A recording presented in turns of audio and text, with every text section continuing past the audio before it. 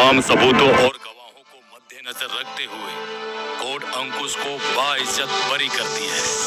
आखिरकार फिर एक बार प्यार की ही जीत हुई। साल भर कैसे बिना तुहरा बीतल, आखिर ये सोना मोहब्बत ही जीतल।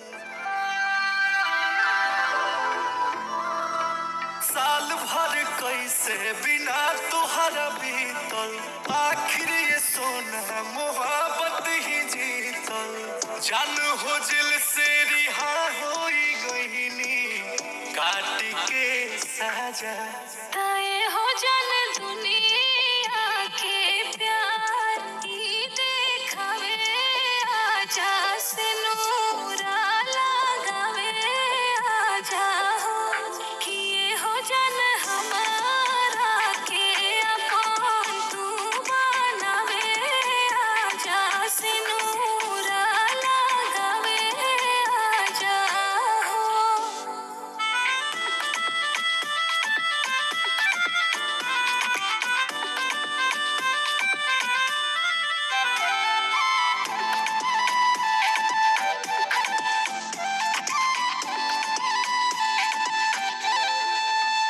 का फसाना भइल, संगे गाना भइल, जब से मुजरिमी तोहर हो दीवाना भइल। जान छोड़ाओ बात अब नइखे सहा, देह सूखा पड़ल बाटे खो जाता साथ। बेरी बेरी तू याद पुराना का करेलू ताजा।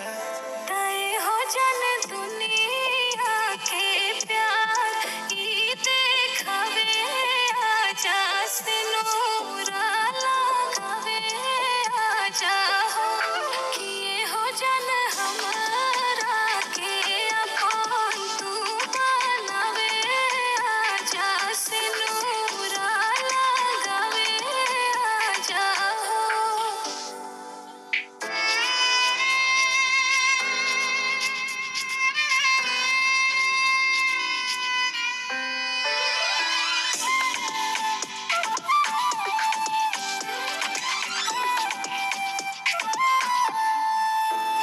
बड़ी तड़पाता हो, बड़ी तरसाता हो, दोनों अखियां बिना तोहरा बरसाता हो। नहीं मानेला मन धन करा मिलन, अंकुश आइबा ना त आज मर जाइब हम।